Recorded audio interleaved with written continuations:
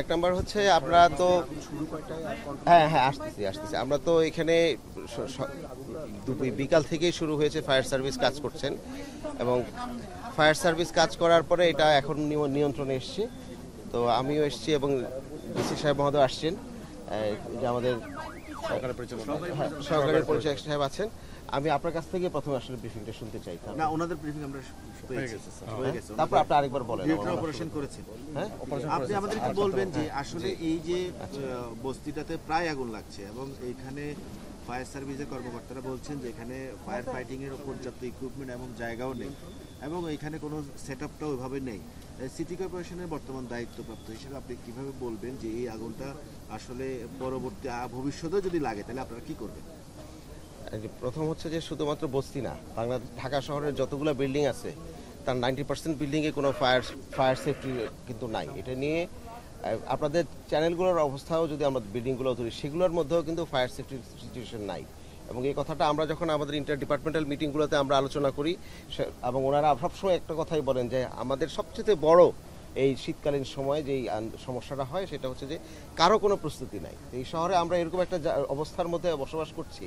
ভূমিকম্পের কথাই যদি আপনি ধরে চিন্তা করে দেখেন যে একটা নর্মাল ফেনোমেনা ভূমিকম্প, ন্যাচারাল জিনিস, সেটাকে আমরা এরকম অপরিকল্পিত এবং কিছু লোকের ইন্টারেস্টের জন্য এই শহরটাকে তো আমরা আনলিভেবল করে ফেলেছি। এবং সেটারই তো আরেকটা নমুনা আমরা এখন এই মুহূর্তে দেখতেছি যে এখানে এরা হচ্ছে এই শহরের সবচেয়ে বড় স্টেক হোল্ডার আমরা বলি। কেন বলি?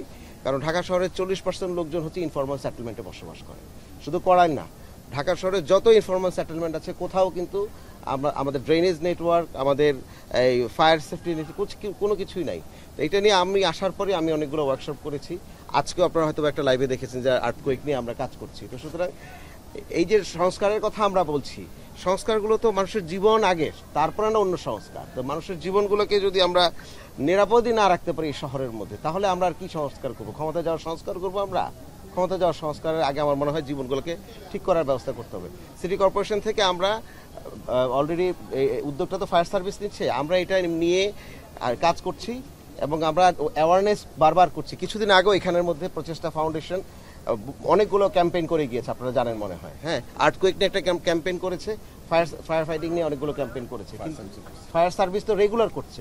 ফায়ার সার্ভিসের অফিসগুলো শুধুমাত্র পুরান ঢাকা থেকে বাইর করে তারা 3টা জায়গায় নিয়েছে, যেন তারা এটাকে আর্থকোয়েক হলে যদি ওইটা ডেমোলিশ হয়ে যায় তখন আরো 2 জায়গা থেকে যারা এখন ক্ষতিগ্রস্ত হয়েছে তাদের বিষয়ে আপনারা সাহায্যের বিষয়ে কিছু করছেন কিনা? আমাদের এই যে ডিসি মহোদয় আসছেন, ওনার সাথে আমরা কালকে বসবো। আমরা আমাদের সিটি কর্পোরেশনে এই যে আঞ্চলিক নির্বাহী কর্মকর্তা এসছেন, আমি এসছি এত রাতে। আমরা এখন এই মুহূর্তে যেটা হচ্ছে যে আগামীকালকে পরশু পর্যন্ত ওনাদের খাবার, শুকনো খাবার এবং রেগুলার খাবার কারা দিচ্ছেন, আমি সন্ধ্যা থেকে এইগুলো কোঅর্ডিনেট করছি। 4-5 জায়গায় এটা বসা হয়েছে। আপনারা জানেন যে গুলশান সোসাইটির সাথে কথা বলে আমরা আনোয়ার সাদাতকে আমরা বলেছি সকল পার্ক এবং রাস্তাগুলো উন্মুক্ত করে দিয়ে গুলশানের লোকজন কিন্তু অলরেডি শুকনো খাবার দিচ্ছে ওপাশ থেকে। এখানে স্কুলের মাঠে যারা আছেন তাদের খাবারের বন্দোবস্ত, যারা রাজনীতি করেন তারা অলরেডি খাবার দিচ্ছেন। কালকে সকালবেলা খাবার দেওয়া হবে এবং দুপুরেও দেওয়া হবে এবং এটা কন্টিনিউ হবে। এবং আমি সবার সাথে কথা বলছি, স্থানীয় কর্মী থেকে শুরু করে সবার সাথে কথা হচ্ছে। ক্রাইসিসটা হচ্ছে খাবারের ক্রাইসিসটা ওনারা মোটামুটি মিটমাট করতে পারবেন। এই যে আমাদের এখানে যারা আছেন তাদের সাথে আমার এখানে সহকর্মী আছেন, আমি এখানে কড়াইলেই কাজ করি, সত্য কথা যেটা। আমি দায়িত্ব নেওয়ার আগে এখানেই আমার কাজ ছিল অনেক বেশি। আমাদের এখানে আমার সহকর্মী আছে 100 কৃষক। তো সুতরাং তারা বলছেন যে খাবারটা হয়তো আমরা ম্যানেজ করতে পারবো। আমাদের যেহেতু প্রতিবেশী, কড়াইলটা কিন্তু গ্রামের মতো, আপনি সবাই সবার বাসা চিনে। প্রবলেম হচ্ছে যে এক কাপড়ে তারা বেরিয়ে আসছেন, প্রায় 1500 ঘর পোড়া হয়েছে। তো সুতরাং এক কাপড়ে যেহেতু বেরিয়ে আসছে, যারা সহায়তার জন্য অনেক সংগঠনকে আমরা কথা বলতে দেখেছি, আমার সাথে কথা বলছেন, ফান্ড রেজিং অনেকে করছেন, যারাই করছেন সহায়তাটা খাবারের না, খাবারের সহায়তাটা একটা ছোট সহায়তা। এখন হচ্ছে এই মুহূর্তে তাদের ঘরটা তাদের কাপড় খুব দরকার, এটা খুবই গুরুত্বপূর্ণ। জামা কাপড় এইগুলো খুব গুরুত্বপূর্ণ এবং ফার্স্ট এডের ব্যবস্থা যেটা করা হচ্ছে সেটা লাগবে। দ্বিতীয় হচ্ছে যে তাদেরকে রিসেটেলমেন্ট করার জন্য, রিহ্যাবিলিটেট করার জন্য আপনারা যারা ফান্ড রাইজ করছেন এবং যারা হচ্ছে এই ভলেন্টিয়ার অর্গানাইজেশনে এগিয়ে আসছেন, তাদেরকে আমরা আহ্বান জানাবো আপনারা একটু এই খাবারের পাশাপাশি কাপড় চোপড় এই দিকে আপনারা নজর দিবেন এবং পরবর্তীতে কিভাবে রিহ্যাবিলিটেশন করা যায় সেই ক্ষেত্রে আমাদের আঞ্চলিক নির্বাহী কর্মকর্তা আছে এবং বিশেষ করে ডিসি সাহেবের সাথে যদি আপনারা যোগাযোগ করেন, কারণ জেলা প্রশাসন এটা খুব ভালো মতে স্টেক নেবেন। নিয়মটা হচ্ছে যে আমরা তো সিটি গভর্নমেন্ট, আমরা কাজ করছি, সবসময় আমরা আছি, কিন্তু এই ধরনের ডিজাস্টার হলে আমরা একসাথে জেলা প্রশাসনকে আমরা নেতৃত্ব দিয়ে আমরা তাদের আন্ডারে এই কাজগুলো করব।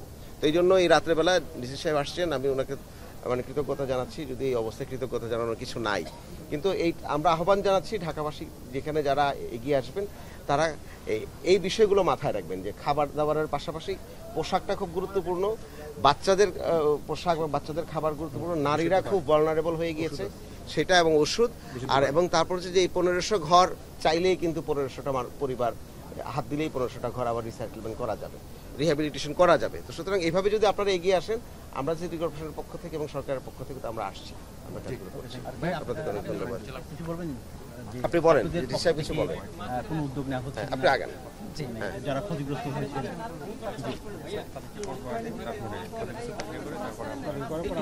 মাঝখানে সরকারের পক্ষ থেকে আমরা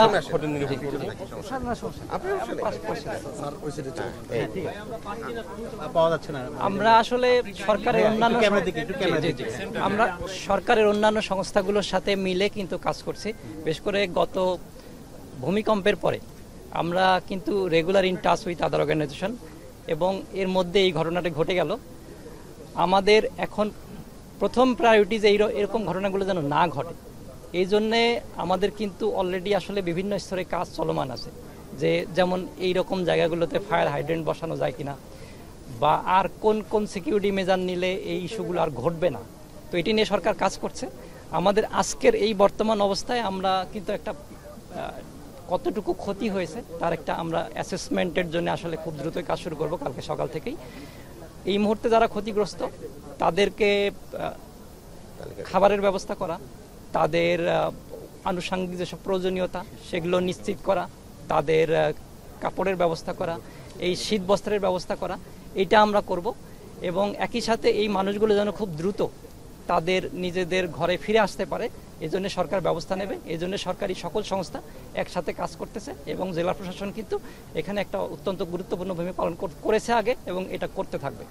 আমরা ক্ষতিগ্রস্ত হয়েছে তাদেরকে এই মুহূর্তে আপনারা কি দিতে পারবেন? এই মুহূর্তে আমরা তাদেরকে শুকনো খাবার দিতে পারবো, শীতের কাপড় দিতে পারবো, এবং অন্যান্য আনুষঙ্গিক কি কি প্রয়োজনীয়তা এটা অ্যাসেস করে সরকারের বিভিন্ন প্রতিষ্ঠান থেকে আসলে বিভিন্ন রকমের সহযোগিতার বিষয় থাকে।